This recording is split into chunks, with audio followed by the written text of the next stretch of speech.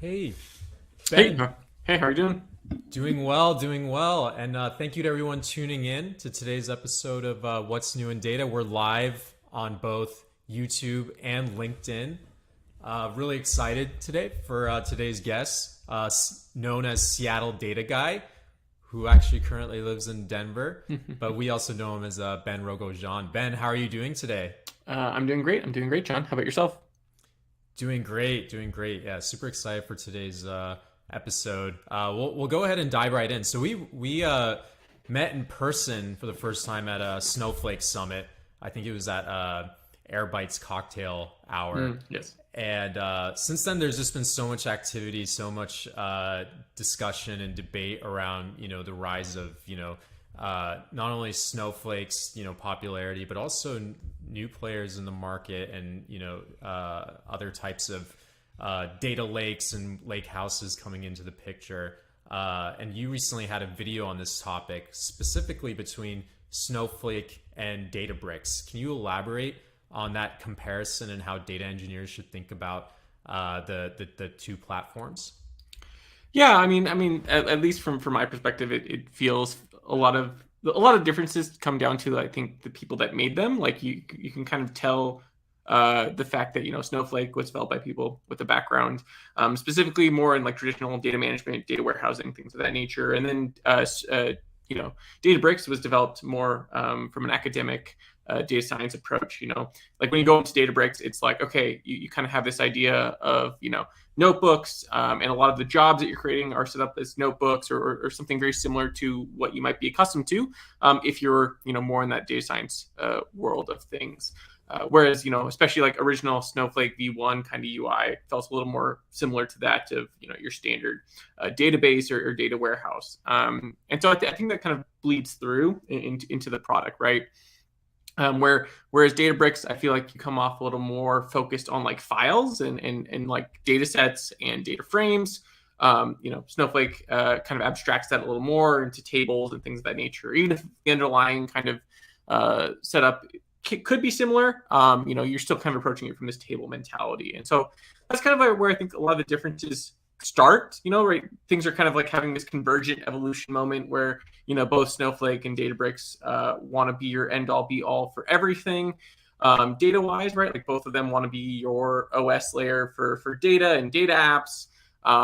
So I think that's kind of converging, right? Like Snowflake's over here trying to add more Python capabilities, and Databricks is trying to add more SQL and data management abilities. So things around access-based control and things of that nature, and security are I think becoming more to the forefront. So that's kind of differences, but again, they're kind of trying to converge here. Yeah, and I had some super interesting conversations on that topic as well, especially with a few data scientists who are really interested in the Snowpark and Python capabilities coming to Snowflake, whereas they were traditionally doing that stuff in Spark and maybe even R, some of the very data sciencey languages. So and like you said, at the same time, Databricks is building to be more like feel like a warehouse, also adding like the Unity catalog, some things that Informatica users might be familiar with from a conceptual standpoint. Now, I guess to be super tactical, let's say I'm a data engineer and I'm evaluating multiple data warehouses, and let's say I have Snowflake, Databricks, the Google stack all in front of me. How do I go about doing that eval? Yeah, I think that there's a few areas you're going to kind of run into. Generally first you start by figuring out what your requirements are, right? Like one of the not interesting, but a requirement that I had on a recent project is basically being able to provide access to the data layer essentially to customers, not just internally but externally, right? And not all solutions provide that. Databricks has some of that, with I think Delta sharing, and then also Snowflake. I don't know if Google has that. If I'm sure if they don't, they will be adding it soon. But yeah, first is just understanding your requirements. What you're actually going to do with this data, and things of that nature. There is a cost aspect to some of this. Especially if you start like looking more towards like streaming, and Databricks can be a little more geared towards things like streaming. Although I'm sure Snowflake is going to try to compete with that. But you just kind of have to understand, like, what are your high level requirements? What are your limitations and constraints? The way I kind of think about this is in like the before era, we used to have to think about like bytes in a column, right? Like you only had a terabyte of data on your physical server, and based on the growth rate that you have, you're going to run out of space, in 2 years, you're going to have to move. Um, I think we've moved away from like trying to constrain ourselves to those constraints and moving more, especially a lot to things like cost constraints, maybe specific features that we need so we don't have to build them.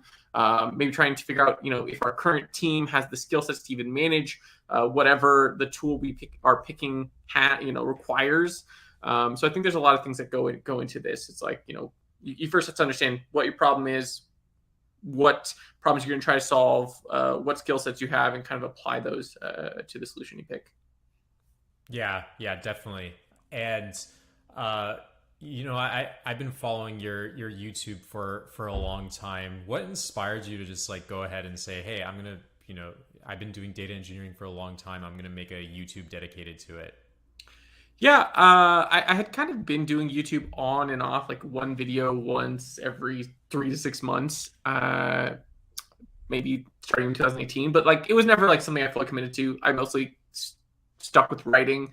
I still do a decent amount of writing, but mostly stuck with writing. And then I think at some point I noticed that like there was a lot of growth for like data analysts and data scientists YouTubers, especially with everyone being home more often. And so that just like made me realize like, oh well, there's a whole market here in the data engineering space that isn't fully served. There were a few people that were at the point doing some data engineering content, but it was there's definitely was like a missing niche, especially in like more of the um, like high level, like some of the high level stuff as well as the low level stuff. But there might be specific channels, like there's an Azure kind of channel or something of that nature, but there wasn't like a generalized data engineering channel, or at least there weren't a lot of them. So I just was like, well, I might as well try to fill this niche. I'm here. Yeah, and it feels like you were one of the leading, independent voices in terms of uh, picking out the right tools in the modern data stack. And but I did go through like kind of because I've been following your videos for a long time, but just this week I kind of went through kind of the history and like what you launched like a year ago and 2 years ago, and it was really interesting that the pandemic and working from home played such a big role in people just going online and learning more and playing around with more tools. Do you feel like that contributed to people wanting to spend more time learning about data tools? I mean, I think there's a lot of reasons people are trying to learn more about data tools is that there's a lot of them, right? Like every day there's more tools that I've pretty much sequestered myself to not having to learn everything about every new tool and focus on like what makes sense in the moment and trying to like focus on tools that I'm using, and diving deep in those and seeing what gains traction. So I think a lot of it is just that there's so much, right? Like Matt Turk puts out that picture every year of all the tools, and so there's just a lot. And so it's like we're in this moment where we're trying to figure out what's the right way forward, because a lot of things have become possible that weren't necessarily as easy to do in the past. Like streaming is much easier, or at least it's becoming easier to approach as a solution. Having access to a lot more compute and storage is far easier, right? Like we can be very, in for good or for bad, haphazard with storage and compute. And then just all the other tools, that are kind of coming to play. So I think there's a lot of reasons. Obviously, also I think the rise of the term analytics engineer has also kind of captured a lot of market, so to speak, of people's attention, right? Like it's like if it's increasing your salary, it's increasing your ability to drive value, with just a few changes and a few learnings. I think a lot of people started looking into that space because of that. So I think there's a lot of drivers that are really pushing that forward. Yeah, let's dive into that one. The distinction between data engineer and analytics engineer. Would love to hear more about that. Yeah, I have a video. I think I don't remember if it was like data engineering versus software engineering or something similar. And one of the things I pointed out is like, oh, data engineering is kind of a spectrum. You have data engineers that are more purely almost software like, and you have data engineers that can sit a little more closely to like the business and kind of create these transformation layers and things similar to that. And I think when the term analytics engineer kind of got coined, like I think that's kind of the market it captured is that second layer, which is, you're often focused more heavily on SQL and data transformations and creating layers that then analysts can easily use. So I think that's kind of what ended up happening, was just a more clear distinction between this role. I think we've just been seeing, especially in the data engineering world, a kind of bifurcation of a lot of different pieces. If you're a data engineer at a startup, right, you're everything, right? You're the data platform engineer, you're the data engineer, you're the analytics engineer, you're everything. But at a larger company, you might have someone that's like, oh, I'm the data platform engineer. So I'm just the person that builds the platform that the data engineers use. And then, you'll have the data engineer that's building kind of the core data pipelines. And then you might even have, either a second data engineer, or maybe they've divided it into analytics engineer that like, okay, now I interact with the business and give them the data sets that they need to be, useful for a large array of use cases and, isn't too raw that analysts can't fully use it.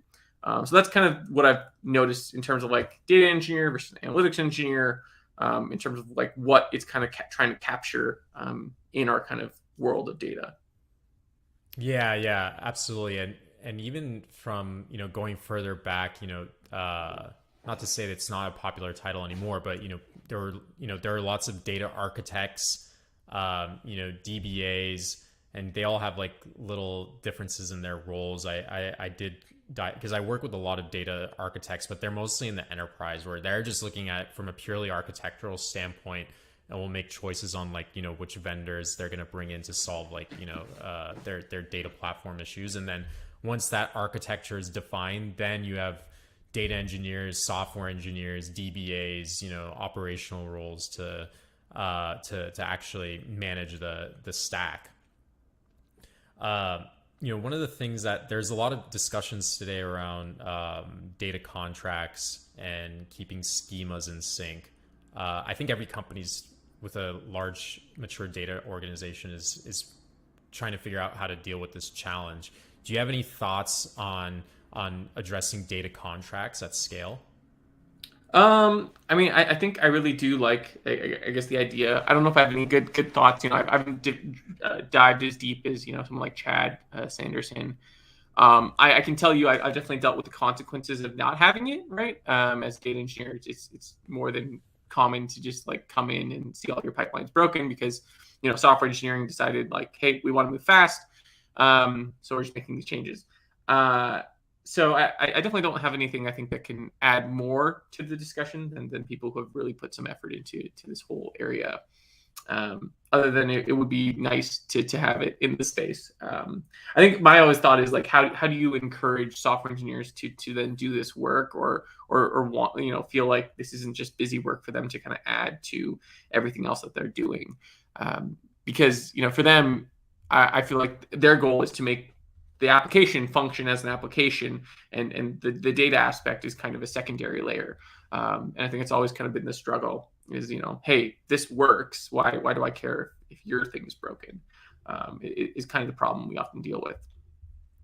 Yeah, even something like super practical, like, hey, I'm doing change data capture from operational databases, and the software engineering team that owns the schemas of the database doesn't know, the extent in which analytics engineers and data engineers are serving that data for business users.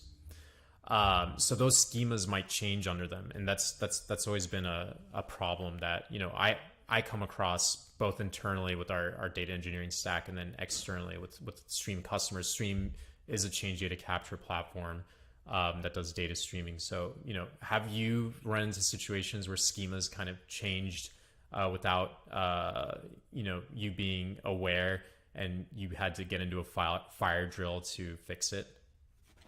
Yeah, and I mean that. I think you're also covering it. Like you referenced an interesting point there, which is software engineers don't know when something's being used for like a critical report internally. So I've definitely had situations where it's like, oh yeah, there's like an executive board meeting that meets every whatever Tuesday or Wednesday, and something happens. Someone decides to make a code change or a schema change, and then you come in on Monday or you come in on whatever. Sorry, you come in on like Tuesday morning, and now you're getting pinged by management because something that they're expecting to work isn't working, and or isn't up to date, and you weren't made aware until you're kind of stepping in. In some cases, like I remember working when I was at Facebook, what would happen is, or what eventually someone created was like a system that would basically track if your pipeline was connected to certain tables, and then it would give you a heads up that like, hey, this table has changed. You might need to make some changes to your pipeline.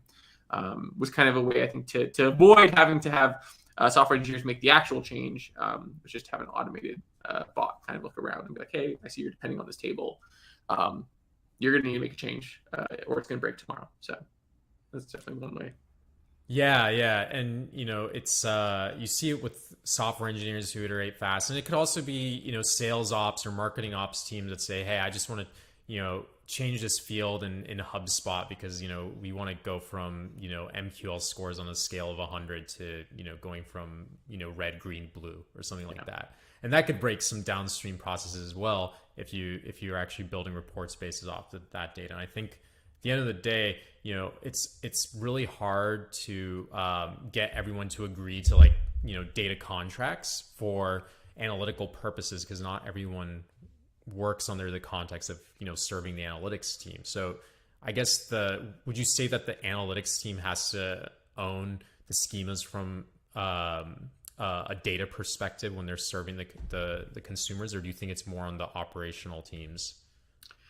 I mean, it's really hard for it's hard to ask the analytics team to own something that they don't really own, right? Like I'm not the one making the changes. I'm if I'm the one responsible for those changes, then you're gonna have to include me in any meetings or any like discussions of these changes, because you can't. Otherwise, how's this gonna happen? So I imagine it's really hard to do it without the creators of the data and basically the original originators of the data. Because otherwise, again, we're just kind of forced to react to what they do, and then be like, oh, we're responsible for something that someone else is doing. Kind of puts the data engineering and analytics engineering team in a weird position. And we're already kind of like, I often already reference the fact that DEs can kind of already feel like a middle child in the world of like SWE and data science, right? Like SWE gets to do whatever they want and make changes whenever. Data science gets to and analysts get to say, hey, why is this data wrong? And then data engineers are kind of just the ones who are stuck trying to make it work. So yeah, I think it's really hard to ask them to take on another layer, especially if something that they really don't have control of. Yeah, yeah, definitely. So, and I'm in agreement with you. And it sounds like you had, some type of solution that you put in place to at least monitor the field. So, I think that's, having data observability into the schemas and lineage of changes on events would probably be something that data engineers and analytics engineers need to have in place. So, when the inevitable fire drill happens, that, they can act sooner and be more proactive. Speaking of automation and tooling for data engineers, you also recently put out a survey on Airflow. Would you want to go through your findings there? Yeah, I mean, I just did basically a general I somewhat deep dive into Airflow in terms of like people's perception of it and like where people feel about it. I was more just thinking about Airflow is kind of this thing that's oddly like it feels older than it is, but it's kind of become this standard of orchestration tools. And I just wanted to ask people like, what do you love about it? What do you hate about it? And I think there was some similar responses on both ends, right? Like for a lot of people, it's like simple enough to get started, hard to scale sometimes. It's not impossible, but you have to have a few components to scale it. There's some things where it's like if you want to do data passing in between tasks, like that's not really set up to do that, unless you use some of the like XComs or something similar to that, which can even be tricky for some people if they don't have a system set up to manage that as well. So that's kind of the vibe I was getting. It's just like a lot of people feel like it's often good enough that they don't want to switch to something else like a prefect or a Dagster, and I think that's kind of where some people feel. But I think I did notice that like people who are more especially attuned to like the analytics engineering space did like prefect in particular.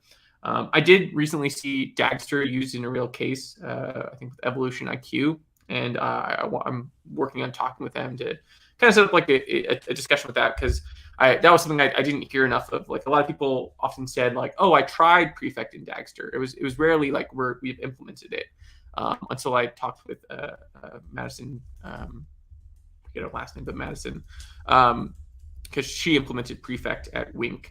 But yeah, so that's kind of what I was doing, and kind of some of the things that I found out is, it tends to be Prefect seems to attract a lot of this analytics engineering space folks, and then I think Airflow tends to attract a lot more of, I think, the traditional DE people.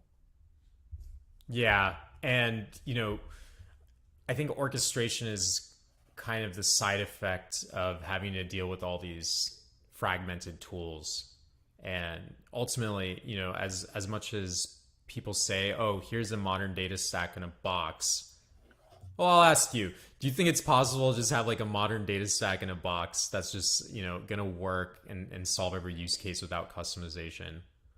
I think like just a first initial thought on like the Airflow comment, right? Like Airflow, I feel like originally was the everything tool. Like it's obviously called the work, or it's also, or it's in the category of orchestration tools, but it was often used as just like, hey, this is everything, right? You just build operators to manage a lot of these components. And more recently, right, like we've added in DBT and these other components that can now be managed by this orchestration tool. But I think for a long time, people just use Airflow to generalize a lot of that. And maybe they build some objects or something to call.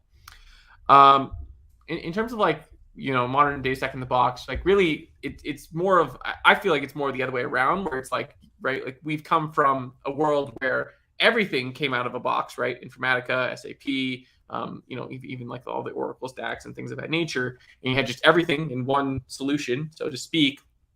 And now we've gone into this world of kind of bifurcated solutions, right? Like the kind of ongoing maybe joke is that, if you want to start a new category, of the modern data stack, you just pick something out of Informatica or something of that nature. You're like, oh, let's just pick something that isn't already being, dealt with by them or a similar tool. So I think you're always going to have that customization. I think that it's hard to avoid. But, I think that, we've come from a world where everything was in one box. And we've kind of gone out from that. I think if we do want to continue on this, like, piecemeal approach, we do need to have like some better communication between all the tools. I think it's the one thing I would want to see is just like, I need them all to integrate better. Because that is a benefit, and that is a loss that you have when you're doing kind of piecemeal. It's like, okay, they don't all talk to each other. I have to go to 10 different SaaS solutions just to figure out what's going on in my data stack, and you really want to have kind of one layer if you're going to do all that. Yes. And there's a lot of debates going on in the data engineering community today. Like the one I just brought up on data contracts. And are there any other interesting debates that you're following and have a strong opinion on, or just waiting to come up with an opinion on? I feel like I'm constantly trying to wait and figure out an opinion. Like I really do want to see things like, or at least things I'm curious about are like in the like streaming and then connector space, only in terms of the fact that, things like, or companies like Stripe have recently developed a connector that you can now just pull from them directly.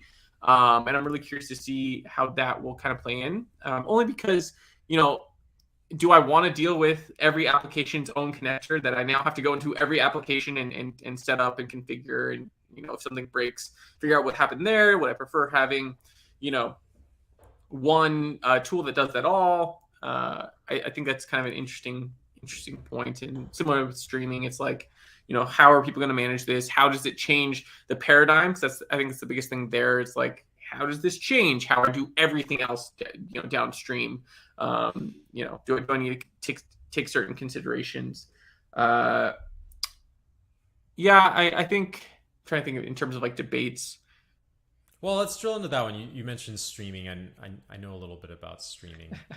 So, I know your view on it so far. I tuned into the uh, live stream that you had with Rockset, led by Shruti Bot, and Joe Reese was on that as well. Uh, and you talked about some there's some different patterns and frameworks when you deal with streaming versus batch. Do you want to elaborate on that? Yeah, I mean, I guess the things we were discussing there was like, you kind of got like what you could almost consider like true real time, which is basically just events being fired off and then immediately being, inserted into something like your data warehouse. You've got like a lot of near real time approaches where people are just like basically pulling mini batches every like minute. I think those are kind of the two ways I've seen. I mean, in all fairness, I see people who say, 1 hour is real time and things of that nature. Um, I I often am thinking more purely on either the events or like every 30-second kind of mini batch approach when I think of streaming. I think the layer that adds in is then like, okay, are we doing transforms the same way? Are we doing um, are we reporting on it the same way? I think the challenges we often run into uh, are a lot around like failures and things of that nature. So it's really trying to figure out how to manage a lot of that to make sure that your data ends up in a usable format for an analyst on the other side. That we're really trying to make sure we still manage even in a streaming kind of paradigm.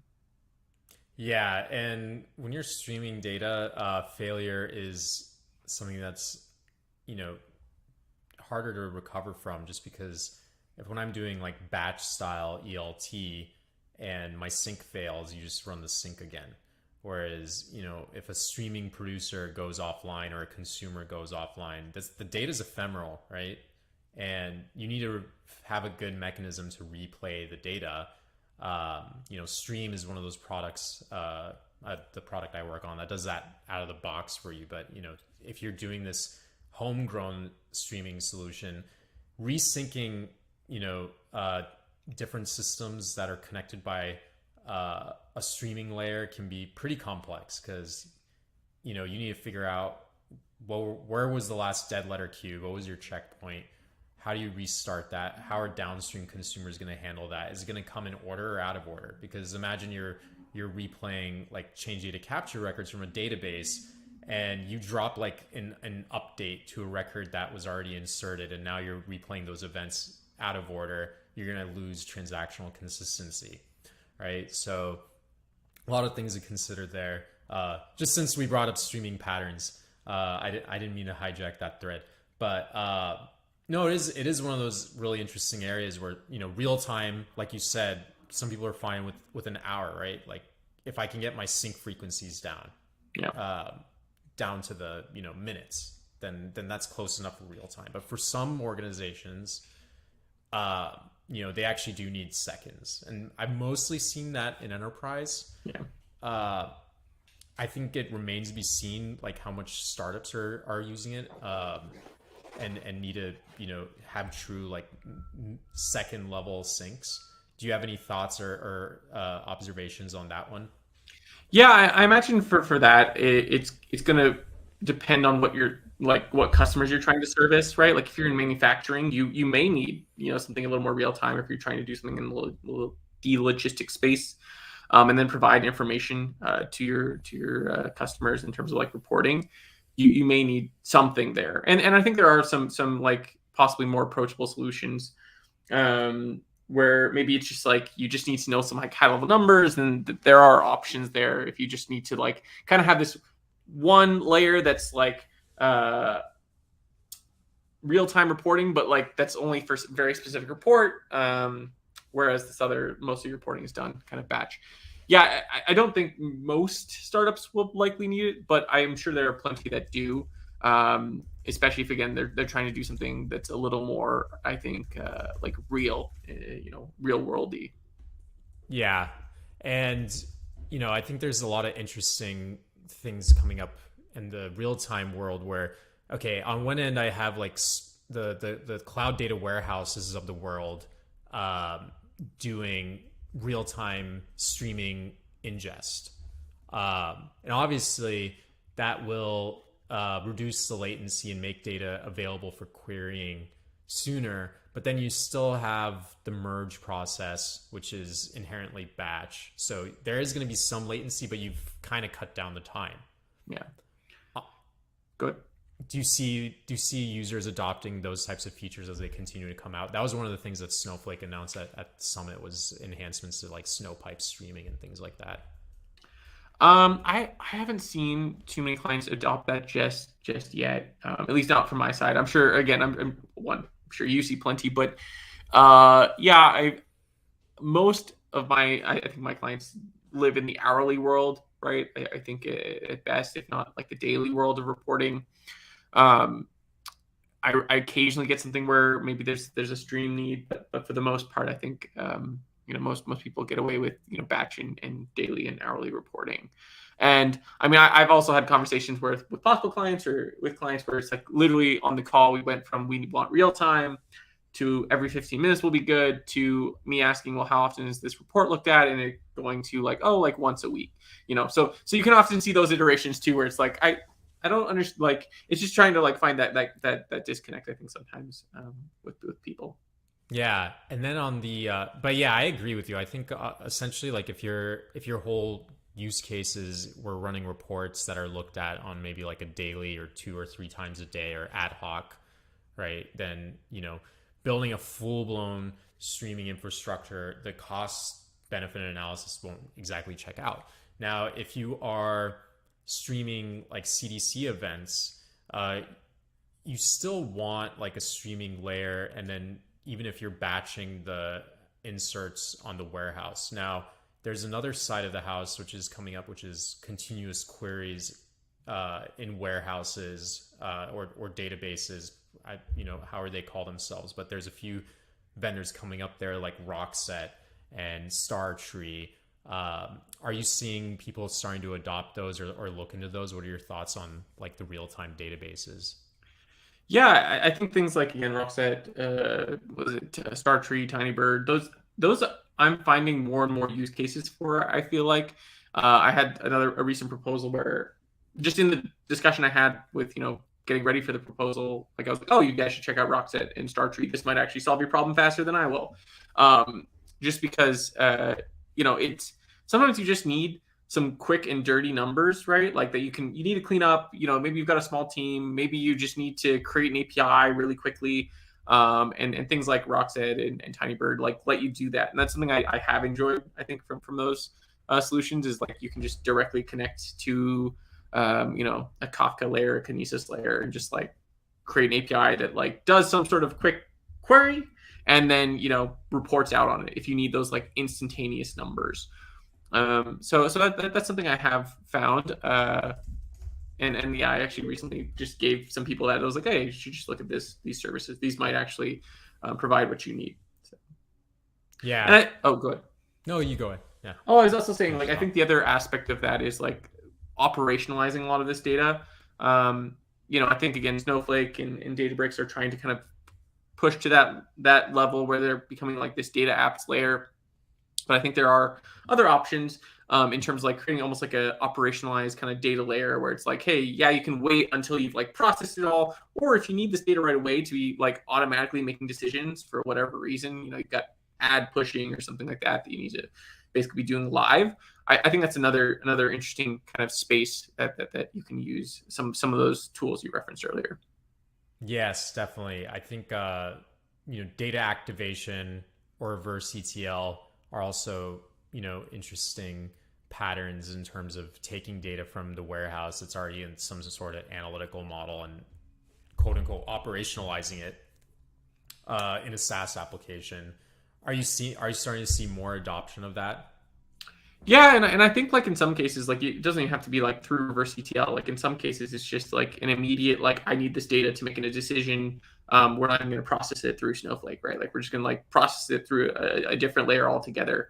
Again, you referenced Rockset and Tinybird. You can just connect those directly to whatever source you're trying to pull from, and immediately then integrate it with your application via an API.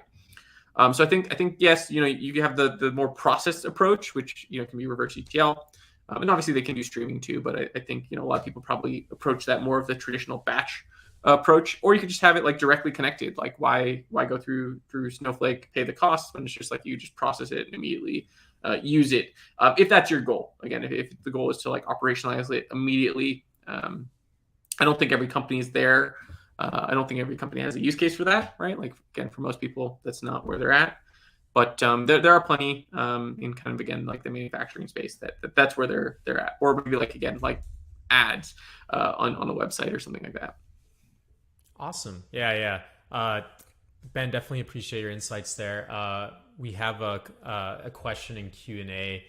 The question is, what are the top 3 skills a data engineer should look into learning this year?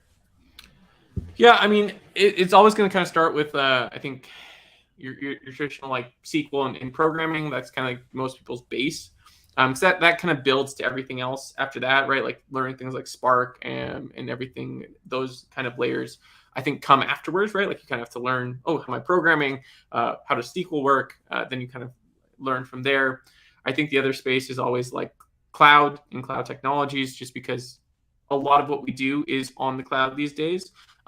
There's plenty of hybrid stuff I think going on as people are looking at costs more closely, but I think there's still plenty of cloud, so I think it's another space. And then just traditional kind of like understanding of like data modeling, ETLs, data pipelines, just because whether that's where we go or not in the space, as things are, I think, are constantly evolving.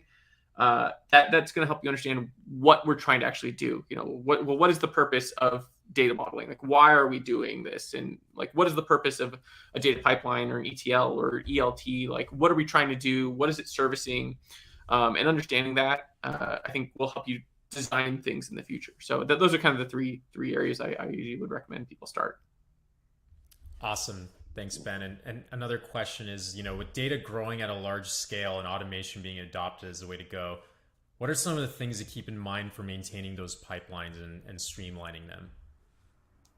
Yeah, in that space, I think you've got to consider some sort of like data quality, data observability layer, just because, especially like again with companies like Snowflake and Databricks wanting to be this layer that you build all of these apps on. If that's where things go, you're going to want to live in a world where that data is accurate and is checked and is sustainable.